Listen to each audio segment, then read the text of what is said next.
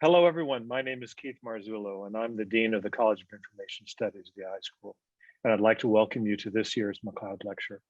This was established in 1999 by our college, and the McLeod Lecture Series honors the work and passion of Dr. Ann Scott McLeod, a noted authority on children's literature, and once a professor in the then titled College of Information Services. Dr. McLeod also served as an interim dean of our college, as well as the acting director of libraries for the entire University of Maryland system. The McLeod Lecture Series is devoted to introducing scholarly issues associated with children's literature to a broad audience. I'll list our previous lectures because there have only been 6. We had Andrea Davis Pickney, she was the last one, who was a recipient of the Coretta Scott King Award in 2013 for her book, Hands in Hand, 10 Black Men Who Changed America. We had Valerie Tripp, the author of American Girl series. Sarah Hugh Hassel, a professor and the coordinator of the iSchool Library Media Program at the University of North Carolina, Chapel Hill School of Information and Library Science. She is also a leading researcher in social justice issues and library service. Leonard S. Marcus, an acclaimed historian and critic. Leonard had reviewed children's books for Parenting Magazine, has been a frequent contributor to the New York Times Book Review, as well as other publications. And we started off with Ava Weiss, who was the art director for Green Willow Books. Ava just passed away last November, and I read her obituary and love the Green Willow book mantra, Ava can fix it. And so on this, let me hand off to Dr. Ursula Gorham, who is the director of our MLS program, as well as a professor in the iSchool. Ursula, it's all yours.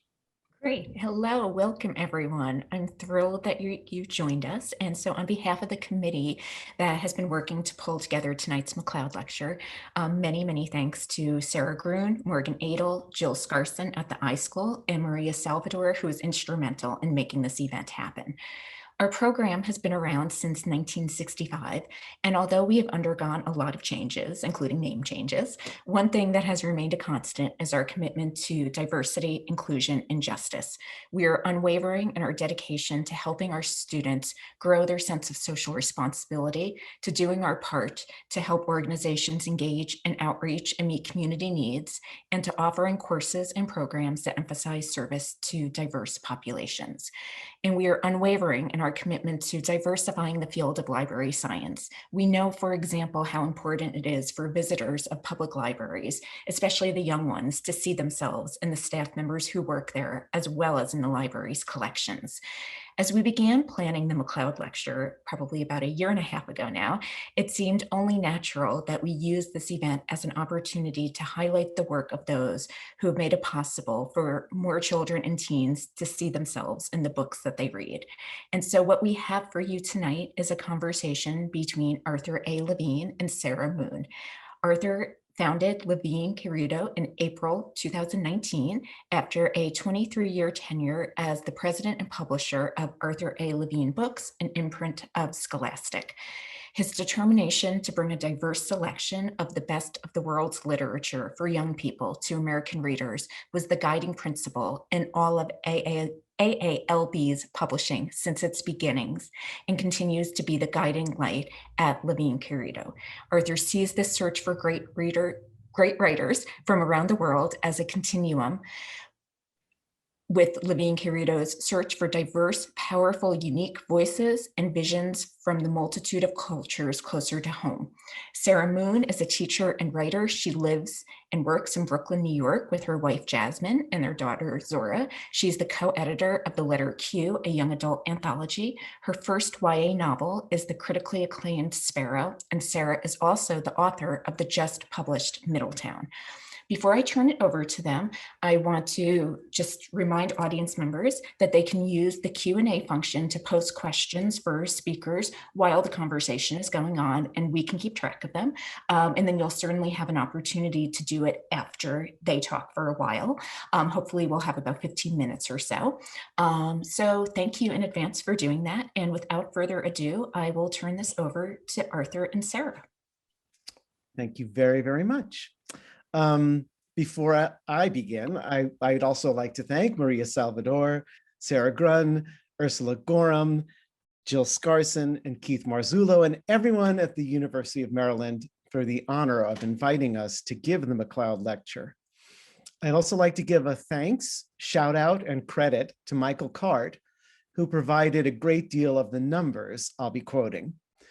Many of you will know Michael as a highly respected librarian and author of many books, including with his co-author Christine A. Jenkins, Representing the Rainbow in Young Adult Literature, a critical history of young adult literature with queer content. Now, if I could see and hear you, I'd probably say it's all downhill from here, folks. And that would be just to get a laugh. But now it would land with a literal silent thump. So instead, I will say, thanks for that introduction, Ursula. Sarah and I are so happy to be with you all and to be with each other. We worked together on all three of Sarah's books, I'm proud to say. Levine Querido is currently publishing only its second list, and Sarah's wonderful Middletown is a book we're all kvelling about. Aside from what you heard in Ursula's intro, I am also the father of a teenager, a sometime writer, and, as you will soon find out, an admitted homosexual, as they used to say. For the next 40 minutes or so, Sarah and I are going to make a mad dash through the history of literature for queer young adults, and sometimes their younger siblings. Actually, however, it's more like a crawl on our bellies through a desert, followed by an isolated stroll through deadly streets, to a slow jog through a mostly white middle-class neighborhood that didn't always lead to death, and finally, to a journey of many speeds that is beginning to look like a more varied and interesting neighborhood. Did you follow that? Well, no worries. As the oldster here, I'm going to start with some books recognized as the beginning of queer YA, then launch into the books of my young adulthood. Then we'll move on to the books of Sarah's young adulthood. And if we have time, we'll talk about the potential bookshelves of Sarah's and my kids. Actually, my son tells me he's straight, but I tell him it's a passing phase. And anyway, how can you know that you're gay until you've slept with a boy? Oh, wait, sorry. That's what my parents said to me. And with that brief visit to a past trauma, let's launch into some queer books, shall we, Sarah? Our first stop is a book called Spring Fire. Following its publication in 1952, the novel Spring Fire, now considered to have launched the genre of lesbian pulp fiction, became an instant sensation, selling over 1.5 million copies. We would today call it new adult or crossover YA. Its author, Mary Jane Meeker, later described her shock when she received countless letters about the book from queer women. Spring Fire was not aimed at any lesbian market because there wasn't any that we knew about. That's Mary Jane talking. That was the first time anyone was aware of the gay audience out there. Close quote. I'd actually like to broaden that to an audience for books with LGBTQ plus themes. But in any case, the book focuses on a college freshman who falls for her sorority sister and ends the way most early portrayals of queer people did, in tragedy. When their love affair is discovered, one girl is sent to a mental institution and the other rejects her homosexual feelings. Meeker actually always disliked that ending, that her publisher felt it was necessary in order for the book to be sent through the mail. Had homosexuality been portrayed in a positive light, Spring Fire would have been deemed obscene, and post offices across the country would have confiscated it. Now, I wasn't born until 1962, but as far as queer YA was concerned, I hadn't missed much. I was a voracious reader before I went to kindergarten, and I was probably as queer as a cherry tree blooming in October back then too. But those two things, queerness and reading, didn't come together for me until maybe 9th grade. I would love to be able to say to you all that I found many beautiful and inspiring books to launch me on my journey to romantic love and healthy sexuality. Unfortunately, that is not the case. And because I felt the need to protect myself from the homophobia of the world, and because, as you heard Ursula say in the beginning, there weren't any identifiable queer librarians that I could turn to for help, and because there was no anonymous internet to ask either, I was literally on my own. Let me tell you, the pickings were slim. When my middle school mind looked for a way to understand my nascent attraction to other boys, the only thing I could find was a book in my father's den, 1969's Everything You Always Wanted to Know About Sex, but Were Afraid to Ask, by David Rubin. This was disinformation and alternative facts way ahead of its time. Well, I was afraid to ask, so this book was perfect, right? Wrong. The very short section, if you could glorify the few paragraphs with that description relating to homosexuality, described gay men in a frighteningly unappealing way. He wrote that most gay sex occurred in public places, like bowling alley bathrooms. Did that happen in Argo Lanes, my local place? I wondered. Their encounters took 3 to 5 minutes, and Rubin declared, few gay men use their real names, preferring pseudonyms such as Harry, Dick, or Peter. Rubin said gay men were, quote, trying to solve the problem with only half the pieces. Lesbians fared even worse. They got barely 2 pages, and that was under prostitution. I think I had what was probably the healthiest response possible under the circumstances. If this is what homosexuals wanted then, I reasoned, I guess my desire to be kissed and held by Peter Lemisky did not mean that I was homosexual. It was something else I would have to find out about later. At that time, that book was authoritative. It was a #1 bestseller for 55 weeks. The author was on The Tonight Show and became massively famous.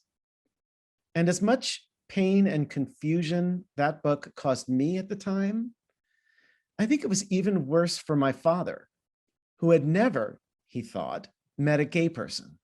So why not believe what he read? How did that prepare him for a gay son? But I digress. Also coming out in 1969 was John Donovan's I'll Get There, It Better Be Worth the Trip, widely recognized as the first YA novel with LGBTQIA+ content. That was 2 years after The Outsider and The Contender, and it was ahead of its time, literally. In the 1970s, the decade of my adolescence, only 8 others were published.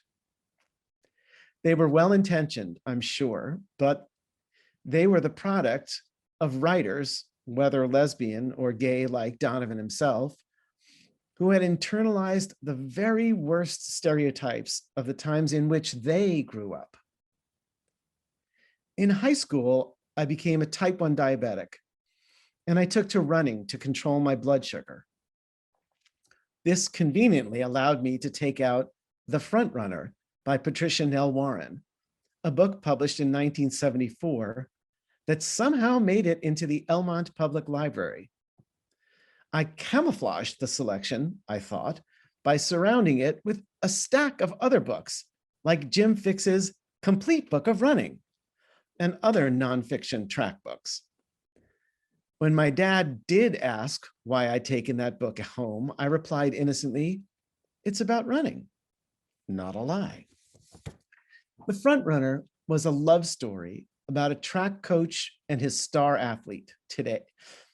Today, I imagine that folks would focus on the age and the power dynamic for their disapproval and not the homosexuality necessarily. But at that time, it was like water to a thirsty person. I had never seen love represented between 2 men in a book. Romantic love, powerful love, sexy love. Yes, I could have that. If someone could imagine it who wasn't me, then there must be the possibility of others out there who felt the way I did. Of course, in the novel, one of the lovers has to die at the end. That was the trope for a long, long time. Decades before AIDS, the idea that love equals death for gay people was inextricable from a depiction of queer love. Not much had changed between 1952 and 1974. My memory could be faulty, but I think the only other book I read while I was in high school that touched on gay love was James Baldwin's Giovanni's Room, which had come out in 1956, but only came to my attention because my first boyfriend explained to me that queer people sometimes carried it around to send a secret signal to others about their identity. Giovanni's Room, written for adults, is a brilliant examination of many things: sexuality, race, masculinity, nationality, and yes, love. But guess what? Spoiler alert, one of them dies in the end. As I mentioned, there were a few YA books that might have been considered queer in the 1970s. Isabel Holland's The Man Without a Face from 1972 presented a smart alecky kid who develops a friendship with a scarred man who, well, perhaps it's suggested that he's gay. But I missed the book at that time, and even my 80s self wasn't satisfied when I finally read it. It was all too sotto voce and full of shame for me. Rosa Guy broke ground in 1976 with Ruby, a book that not only depicted a warm, loving relationship between protagonists Ruby and Daphne, but also centered queer protagonists of color. She was virtually alone. Fortunately, the 1980s brought an uptick in the number of LGBTQ, actually, the letters were yet to come, the other letters, a whopping LGBTQ titles, sorry, have to finish the sentence. A whopping 40 compared to 7 in the 70s. I started college in 1980 without having read a book where people my age recognizably and clearly in the present fell in love, got in a car, and lived to tell the tale, let alone stayed together. The first one that reached that happy ending for me was Annie on My Mind by Nancy Garden in 1982. This novel dared to show two fully realized, relatable girls develop a gorgeous, heart-expanding romance amidst the streets of Brooklyn, and memorably the cloisters at the tip of Manhattan with its castle-like structures, maybe slightly evoking in the reader a memory of fairy tales. Like any romantic story, there were obstacles. In this case, the still ever present homophobia of the world, the need for secrecy, the apparent need to embrace an identity before embracing a particular person, you know, that way. But in this story, girl meets girl, and in the end, neither of them die. I think the only thing that was past leaning about this book was its aggressively ugly jacket. It's hard for me not to believe that someone subconsciously wanted to slap some kind of anti-artistic warning on the cover that said, "Don't read me." And I confess, I didn't read Annie as a teen. Well, because first of all, I was 20 when it was published, but I did so somewhere around 1984 when I entered the publishing industry and had much greater access to information about YA writing. Remember that bookstores weren't a great discovery vehicle, as they say now, for YA. You'd be more likely to find a shelf labeled gay and lesbian than young adult. And you'd never find a shelf with those words combined. But the books kept coming. Emmy Kerr's Night Kites came out in 1986 and was the first YA novel to confront the effect of AIDS on the gay community. I could barely read it when my life was so dominated by the deaths of so many friends, funerals the most common reason to gather. But it put a face on something that teenagers who were coming out desperately needed to see and have acknowledged. And it was a compassionate face. By 2018, youth aged 13 to 24, no, I don't know, I miswrote that figure. Young people made up 21% of new HIV diagnoses in the US. Only a handful of books have ever engaged the subject. Francesca Lia Bloch's Weetzie Bat in 1989 was a young people's novel that acknowledged AIDS, but what I remember more than that was the startling newness of the writing style. It was like something that was written in neon on the roof of a place serving fish tacos in Santa Monica, set to the music of La La Land. But it also had this wonderful character named Weetzie Bat, whose best friend Dirk was gay. He was flawed, he had bad taste in men, but he was more than a wacky gay sidekick. And of course, who could resist a character named My Secret Agent Loverman? I still want to date him. The 80s was a step forward, I'd say, but still 73% of the books featured gay males and only 27% lesbians. What do you think of that, Sarah?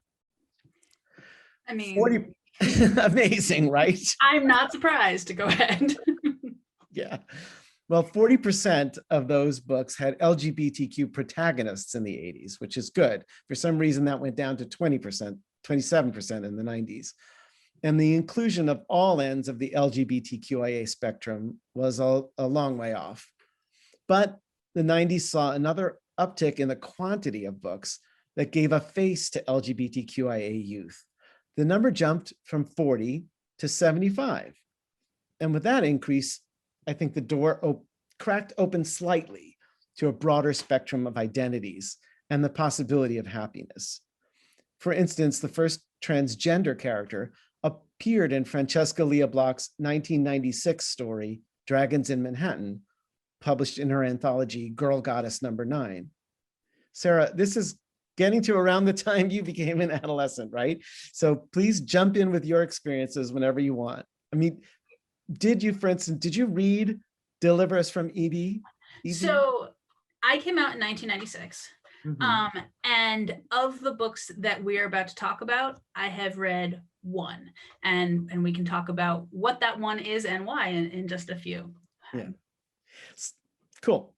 Well, Deliver Us from Evie was actually by Emmy Kerr, which was a pseudonym for the author of Spring Fire. Remember that one? It was a YA novel that was groundbreaking for its positive portrayal of a butch lesbian and for its ultimately happy ending. I love the defiant quote that Michael Cart shared with me as one of his favorites. Evie tells her mother, some of us look it, Mom. I know you so-called normal people would like it better if we looked as much like all of you as possible, but some of us don't and can't and never will. Jacqueline Woodson's The Dear One in 1991 started this remarkable writer's representation of queer Black women that has only grown and blossomed along with her recognition and advocacy.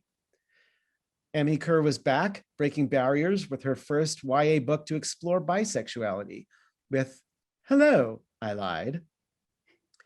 As a gay man working in the publishing world, a publishing world that saw itself as liberal, but was definitely not as cool as it thought it was, the most significant queer book of my editorial career was Am I Blue? Coming Out of the Silence. That was 1994. PW gave it a starred review and called it, for the first ever anthology of YA fiction devoted to lesbian and gay themes, Bauer, on my honor, has assembled original stories by a stellar list of popular children's and YA authors, among them Emmy Kerr, Nancy Garden, William Sleater, Jane Yolen, C.S. Adler, and Bruce Coville. Was that one of the ones you read? That was the one. There you go. Yes, that was Well, the one. what did you think about it before I tell you what it meant to me in the publishing part of it? I mean, it saved me. It Wow. absolutely did. There are passages that I know by heart. It was the first time I ever read Jackie Woodson. She has a story in it called Slipping Away, which is about a girl in middle school who felt exactly the thing that I felt, from the feeling of being really awkward when everybody else around her seems to be like growing up and getting cool, and she's just like wildly not. And like I could really go on about this particular collection, but the reason that I found it was not because I got it at a bookstore. The reason I found it is because I have a queer parent who dropped it outside of my bedroom with like a very casual, this seemed like something you might like. It wasn't out yet. I was 12. It was 1994. And it was, and also all the writers in it weren't queer, which also meant a lot to me. So Lois Lowry, I was a huge Anastasia fan when I was 8, Sure. which was like the last time I had read books for children. And the fact that like Lois Lowry was in there, which meant that like she didn't hate kids like me, was really, it meant a lot to me. Super important. Yeah. So that was the one that I read because that was the one that was given to me, but I didn't know how to find the other ones. Right. Well, let me tell you something else that that book did to give you more books to find. So this is from the publishing. The book, as you can tell from what Sarah's saying, gave pleasure and solace to a lot of LGBTQ plus kids. But significantly and emphatically, it was the first queer book that was widely known to be a financial success. So after that book, all the queer editors with dreams of publishing books that reflected their own childhoods were given that shining golden chalice, that holy grail of persuasion that could silence the objections of an acquisitions committee. A comp title. Now, for those of you who don't know this, in the language of publishing, a comp title is a book with a successful track record that can believably said to compare with the books you're presenting. Acquisitions committees made up of sales and marketing folk would always rather play it safe and assume the worst possible outcome for a book, unless you could convince them soundly about what a best possible outcome might look like. That was almost impossible before Am I Blue? But now you could say, I see this book as having the same market as Am I Blue, which sold over 45,000 copies. I'm making that up. And therefore, so can this queer love story. So it didn't always work, but it was a powerful, powerful tool, one that some of us in the industry used to chip footholds into the mountain we had to climb towards equitable inclusion for LGBTQ plus people. So was that the only book that made of the 90s that made it to you, Sarah?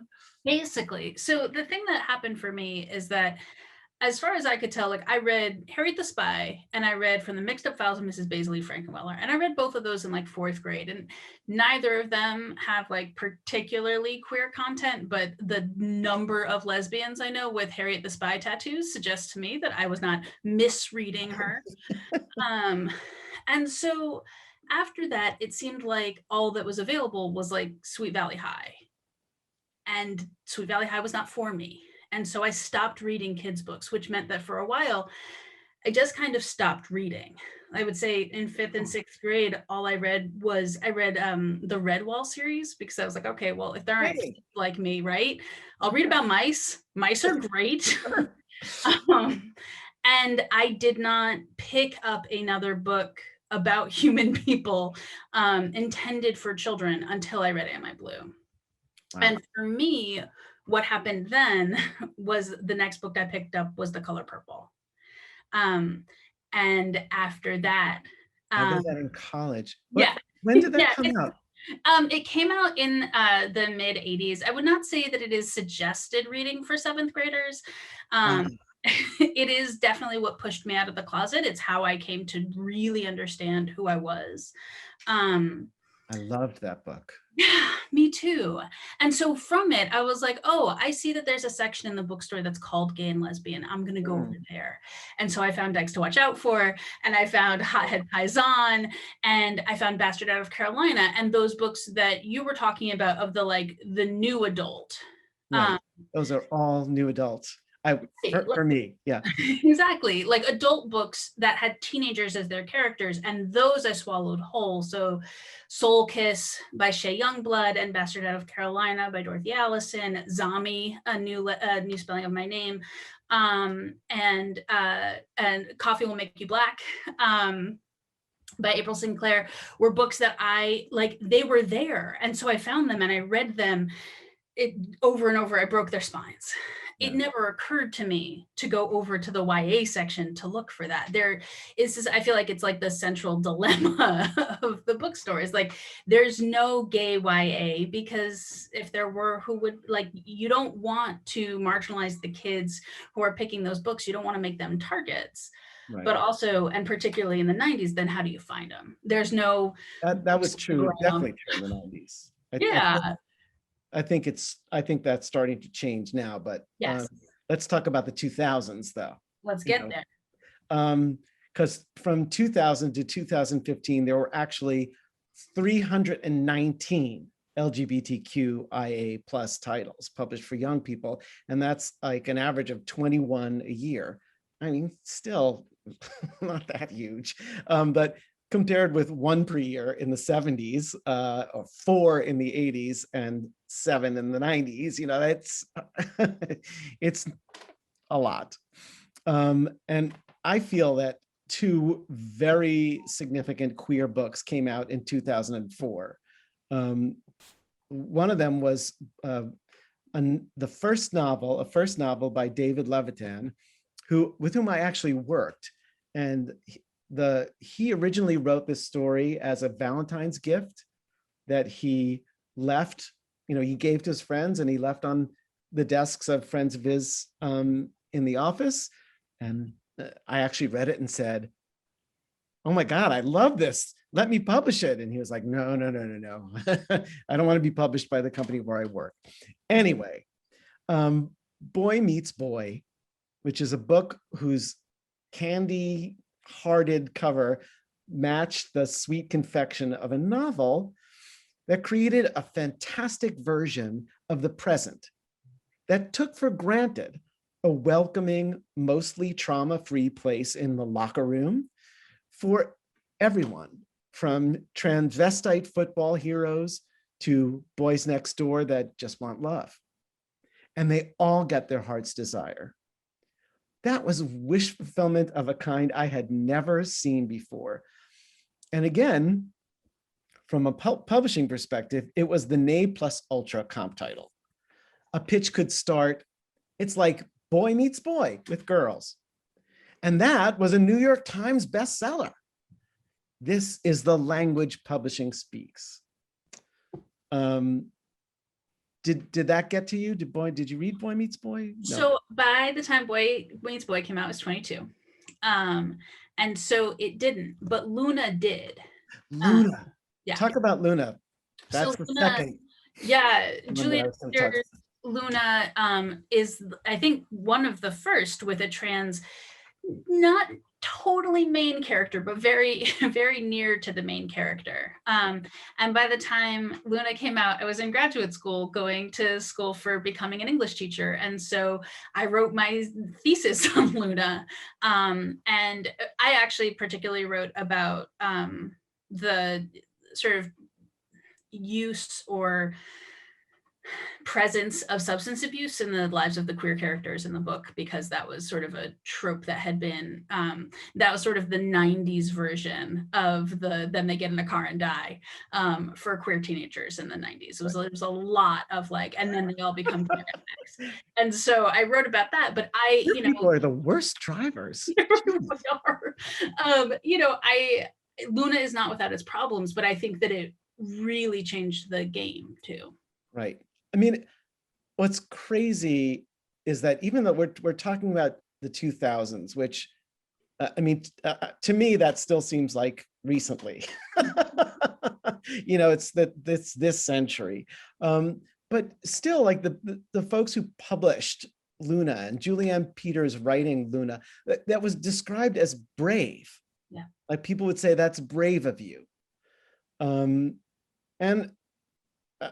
I guess it was. I guess it was taking a risk, and who knows what kind of backlash she would get.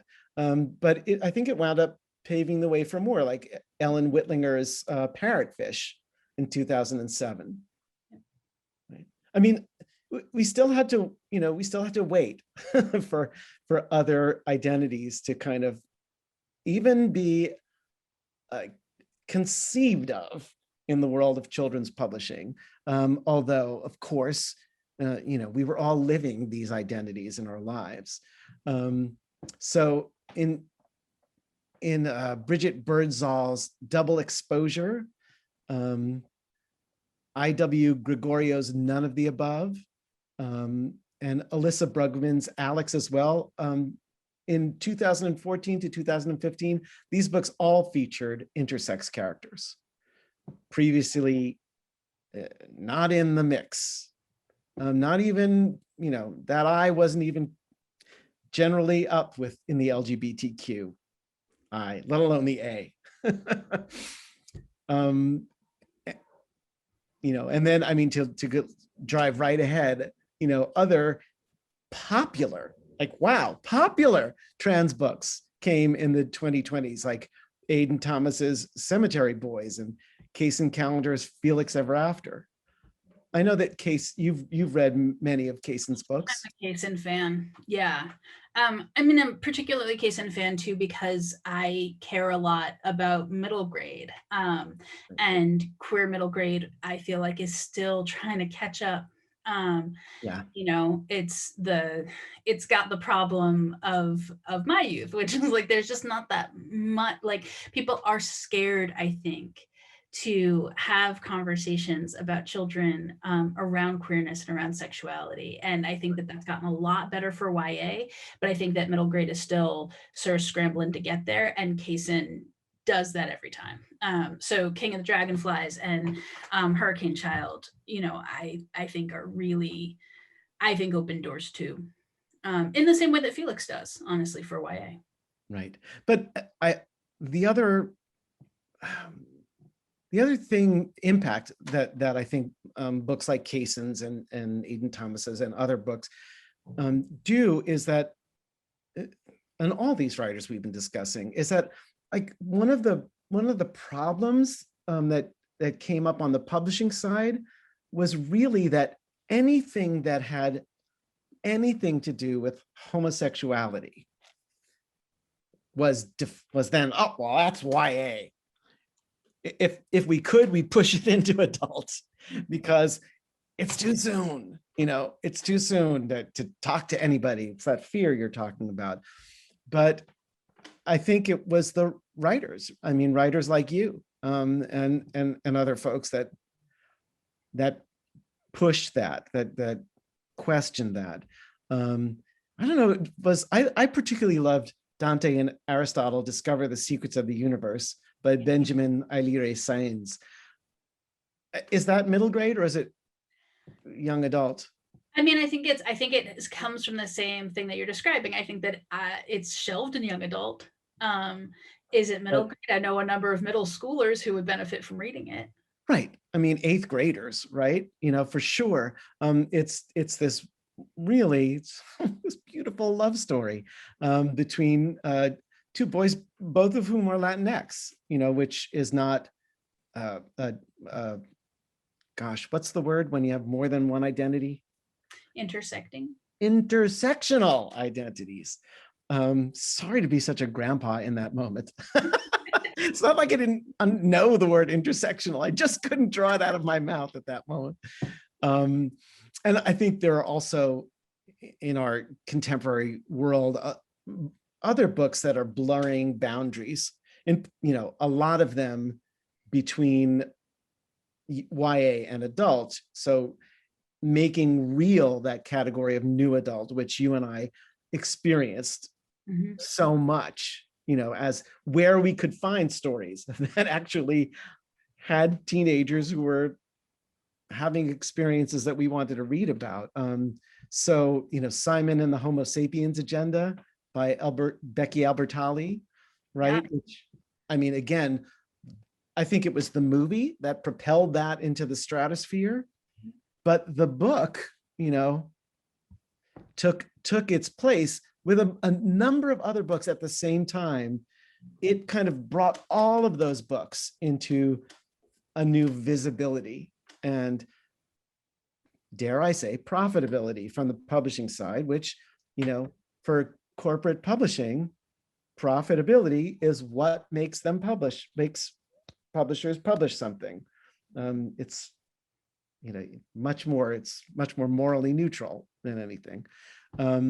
I also loved What If It's Us by Becky Albertalli and Adam Silvera. And actually, even though I'm an old man, I thought, oh my God, how did they like find all the details of my life and personality and put them into this character? The character is named Arthur. He goes to Brown. It's just crazy. But in fact, neither of them know me, and it was total coincidence. It's that magic that happens when writers can imagine something so fully that we think that we're there with them. Yeah. And I think you do that. That's very Middletown. I know you're going to blush and shake me off, but I want to talk a little bit about Middletown. I think what's kind of amazing and would have been inconceivable amongst these 90 books is the holistic nature of that novel, Middletown. It is about a lot of things, and including this middle school girl who has a massive crush on her female best friend,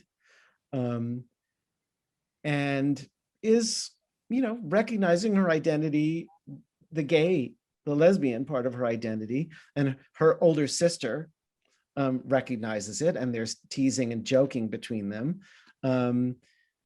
But the problem of homophobia is not minimized. And then meanwhile, it's really the relationship with the sister that is the main focus of the book, and how they deal with being abandoned by their mother because she's an alcoholic, and what they have to do to avoid being caught by social services, and becomes like, this driving away, running for your lives, like, Thelma and Louise kind of, except it doesn't end tragically. It does not. No clue. Yeah. This car does not crash. That's what would have had to happen like 20 years ago. I'm like, I would be saying, don't get into that car, to the character. Don't get into the car. Fortunately, that didn't happen. I'm here. I am talking and talking and talking, but like, Well, I thank you, and thank you for bringing it into the world, and for making it better. But I think that, I think that, 20 years ago, Anna would have been the gay one. The big sister would have been the one who was allowed to be gay. And I spend a lot of my time around queer high school and middle schoolers, and these are not kids who you know, nobody lives a single issue life, and being a little queer kid doesn't mean that nothing else is happening. I feel Right. like we're sort of not there yet for trans books for that age group, for younger kids, for sort of a middle grade. It is sort of like a problem piece of like, it's, you know, that's what the book is about. And I feel like there's sort of some room there to keep creating books that I feel like Felix is, where it's like, you know, transphobia is in Felix, but Felix is a love story. Um, you know, and I feel like we're getting sort of closer and closer with that. Yeah. I mean, it's funny. I mean, even in this conversation though, like you and I as LGBTQ queer readers, like we're so grateful Yeah. for these few books, like so grateful. But, you know, books that are, you know, about a trans girl trying to find a job, Mhm. you know, after school, like that's still like one in a, you know, it would be one in a million, you know, trans boy solves murder mystery. Right. You know, Well, this is still not yet happening. It would still be like, and I would never want, you know, the character's identity, whatever it was, to be incidental. right. You know, that's what makes you love a character, when you know something as deep and, you know, private to them as their innermost feelings. You want to have access to that. But I'd be grateful for hundreds more. Yeah. So I was actually going to blow up your spot for a second, which is not unrelated from one of the questions that I want to make sure that we answer. But I was going to say that I feel like Alazzo, and that's the way, yeah. pronounce it for me because I've been doing it wrong for a year. It's Elatsoe. Alazzo does exactly that while also giving us an asexual protagonist, which I've never seen. Yes. Darcy Little Badger is the author, and that, you know, there's a murder mystery. There is, you know, culturally related magical realism, you know, fantasy. There's vampires. You know, it's like, it's got it all. And like, just what a fantastic book. You could, you know, and it's important that, you know, Elatsoe is ace. It is important, but it's also just who she is. You Yeah, know, it is important. It is really, I have to say, have a kid in my life, in my school life, who is non-binary and native and queer, and being able to say to them, hey, I got a book for you. hey. Right. Like, that was a good day for everybody. You know, but also knowing that like this kid is in the science fiction class and loves this, like that there was going to be more than just that for them there. Fantastic. All right, I'm gonna pitch some questions to you. Okay. All right. Can I just say one fact before you do that? Since I've been sort of charting the growth of the number in 2020, the number that I could get, the only number I could get was from Goodreads, but it said 214 books of queer content. So now pitch me some questions and then we'll open for other questions. Awesome. So one of the questions in the Q&A, which folks, I think we have a few minutes if you want to put more in, is there anything we can do as librarians and information professionals to help other inclusive books become comp titles? Yes. I would say recommend them to everyone, you know, because you don't know which of the kids coming, you might know, because, you know, we're living in an age where, you know, there might be a fashion or something else that you could identify, but don't make the assumption that these queer narratives are only for the queer kids. And then you'll be recommending them to a bunch, lots of kids, and some of them, it'll be a bullseye, you know? Yeah. That's what I would say. And so circulate them, you know, library circulation, very much affects the numbers of a book, you know, if a book doesn't circulate enough, you guys all know it gets dropped. And then it's not there for the, you know, the Sarahs and the Arthurs to, you know, find carefully in the library. Yeah, I mean, I think that, you know, one of the things that I notice with my kids is like, one of the things that just takes a lot of getting used to as a little gay human is that you have to come out all the time. And there are days when that feels really scary. And there are days when you just don't want to. And yes, there were what, you know, there was queer YA. I didn't find it because I didn't want to ask anybody for it. And I looked like this. I have looked like this since I was 5 years old. Like it wasn't because I didn't think that they knew that I was gay, it's because I didn't know what they were going to say. Or I didn't know if they were going to say like, yes, here's a trove of the 7 KYA books that have come out in the last decade. Oh, I love it. Or if they were going to sort of look at me quizzically or not know how to help or say, we don't carry that here or whatever. And the sort of constant coming out takes some practice. And like 11, 15, 17, sometimes 30-year-olds don't necessarily have that much practice. So I think that exactly as you say, the like pitch them to everybody, you never know what might stick, is Right. wonderful advice. Yeah. Yeah. Okay. Because also the fact is that you were right. When you were worried, like when you weren't certain what the response would be, you were right. Right. You know, I hate to say that.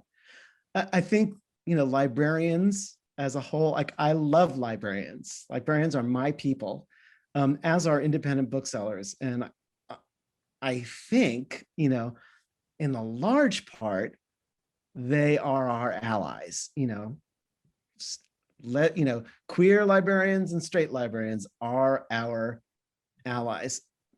But as an 11-year-old queer human, as you say, we don't know that. Like I certainly didn't know. I didn't know that I wasn't literally the only gay human being on the earth. You know, no way to know that. I just kind of thought it. But anyway, Yeah. let's get another question. I will ask you another question. I'll also say there is a reason that my first 2 jobs, even in my tiny town, my first job was at the library and my second job was at the independent bookstore, you know, because it was the safe place, even if I didn't feel brave enough to be able to ask those questions. All right. In regards to asexuality, do you see a lot of the same trends of early gay and lesbian YA fiction repeating themselves? So many YA books with ace characters, of which there really aren't that many, are heavily focused on grief and loss and trauma and death, not to mention ace phobia, and it's rare to find an ace YA that's actually happy. Do you see that improving in the future? Well, I sure do hope so. I mean, I think that's why we kind of went through these, you know, this like mad dash, 45 minutes of the entire history. It is to note the hopefulness of change that is both, you know, that is circular. You know, the more books that come out, and nobody, you know, no library explodes, no bookstore, you know, falls over, then the more it becomes just a commonplace thing. Oh, cool. I mean, that is how I felt like when my senior editor, Nick Thomas, who edited Ilatsoe, said, oh, I have this character, you know, this book, and the main character is so interesting, and she's Lip-in Apache, and she's also asexual, and, you know, a number of other things. I said, wow, that is great, you know? So I think that, you know, I never think that I'm the most average normal person, you know, but I think that the more of that kind of reaction we get, the more it is, you know, the more of those kind of books we'll see. You know, it took David Levithan to, you know, to jump in there and write a really, really happy gay boy romance. Although he included other, you know, he included other you know, identities in that book, and he's continued to do so. And it took Jackie Woodson to kind of, you know, say, hey guys, it's not just you white folks, you know. And you know, every time somebody breaks a barrier and shines a light, then more and more people see the appeal. wow, this is a great book. I love this book. I'd like to have another one. Also, Jackie Woodson to me to say, here are some gay parents. Just Oh, yes. incidentally, here they are. Which blew my mind. I read those as an adult and I was still like, oh my God, gay parents. Yes. And I also like, I don't know that I've ever talked to a queer writer of YA who doesn't feel a certain amount of obligatory joy, like that you have to include some hope that it can't actually be all dark. And Yeah. there's good and bad to that too.